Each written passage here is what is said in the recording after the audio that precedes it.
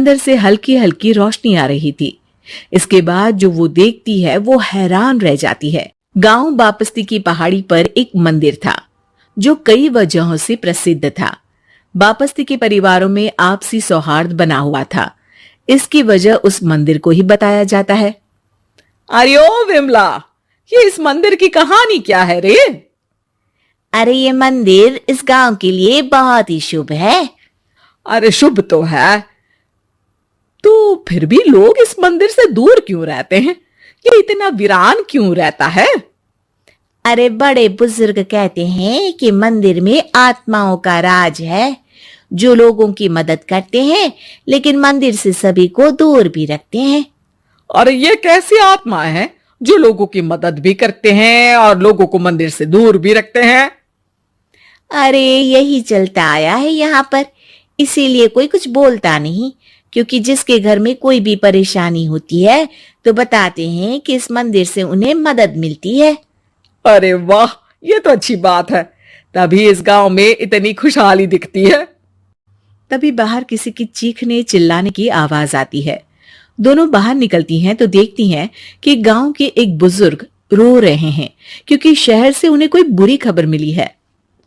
अरे क्या हुआ चचा, रो क्यों रहे हो आप? हाँ चाचा, बताओ ना, हुआ क्या? और क्या बताऊं बेटे, मेरा बेटा शहर गया हुआ था कमाने, लेकिन आज खबर मिली है कि उसका एक्सीडेंट हो गया।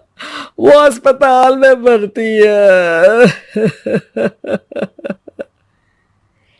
अरे तो इसमें परेशान होने की क्या बात है चाचा, जाओ शहर और बेटे का इलाज करवाओ। हाँ चाचा, विमला सही कह रही है, आप शहर जाओ और इलाज करवाओ। अरे कैसे इलाज करवाऊं, अभी पैसे नहीं है और शहर के अस्पतालों में इलाज का खर्चा लाखों में आता है। अरे चाचा, भगवान पर भरोसा रखो, कहीं ना कहीं से मदद जरूर मिल जाएगी, बस आज का दिन कैसे भी काट लो। अरे अब तो बेटा थोड़ा समय काटना भी मुश्किल होता जा रहा है। देख कमला, तू ही समझा चाचा को, अरे पैसों का कहीं ना कहीं से इंतजाम तो जरूर हो जाएगा। अरे चचा, जब विमला कह रही है तो थोड़ा उस पर भी भरोसा रखो। चलो आपको घर छोड़कर आ जाती हूँ। उसके बाद कमला उन बुजुर्ग को लेकर चली जाती है और विमला मंदिर की ओर चली जाती है। विमला मंदिर की सीढ़ियों पर चढ़ते हुए दूर से नजर आती है। उसके बाद वो आंखों से ओझल हो जाती है। उसी रात उस बुजुर्ग के घर के बाहर एक थैला रखा हुआ मिला। बुजुर्ग उस थैले को देखते ही चौंक पड़ा क्योंकि उसमें 5 लाख रुपए रखे हुए थे। वो बुजुर्ग सुबह दौड़ा दौड़ा गांव के दूसरे बुजुर्गों के पास गया। और मंगल भाई सुनो, मेरे घर के बाहर ये पैसों से भरा बैग रखा हुआ मिला है। अरे किसका है ये भाई? अरे भैया, मुझे क्या पता। तभी उधर से कमला और विमला निकलती हैं।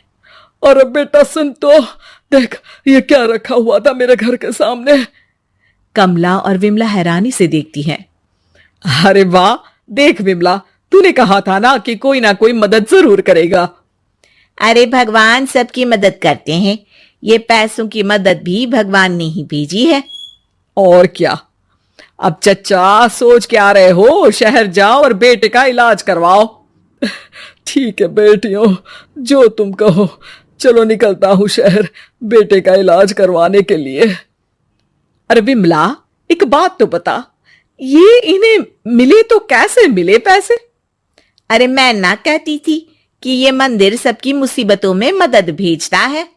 अरे वाकई बड़ी पुण्य आत्मा है मंदिर में। सो तो है, लेकिन उनके बारे में लोगों को कम ही पता है। अच्छा, और तुम्हें क्या पता है?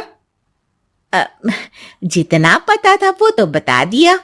ना रे ना, मैं नहीं मानती, तू कुछ तो छिपा रही है। अरे कुछ ना छिपा रही, जो पता था वो बता दिया। मंदिर से लोगों को मदद मिलती है, बस इतना ही पता है। ठीक है बाबा, अब नहीं पूछूंगी। इसके बाद उसी रात कमला चुपचाप अपने कमरे से निकलती है और मंदिर की ओर चल पड़ती है। कमला धीरे धीरे मंदिर के दरवाजे पर पहुंचती है। अंदर से हल्की हल्की रोशनी आ रही थी। इसके बाद जो वो देखती है वो हैरान रह जाती है। कमला इसके बाद तेजी से वापस लौट आती है। दूसरे दिन सुबह सुबह। अरे विमला, तू तो छिपी रुस्तम निकली। है? ऐसा क्या छिपा लिया मैंने? अरे तूने तो भनक ही नहीं लगने दी और चाचा की मदद भी कर दी। हैं?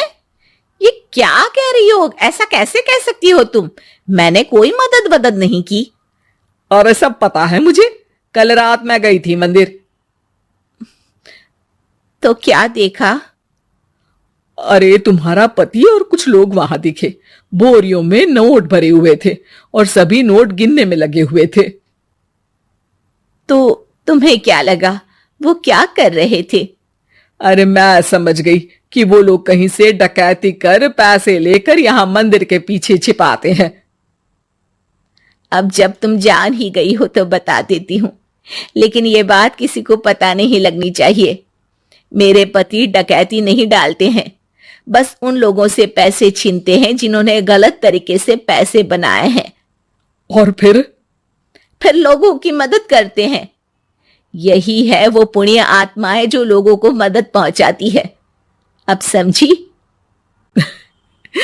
हाँ, अब समझी उन पुण्य आत्माओं का चक्कर। सही है। करते रहो मदद, लेकिन सावधानी से, मेरी तरह कोई और ना पहुंच जाए।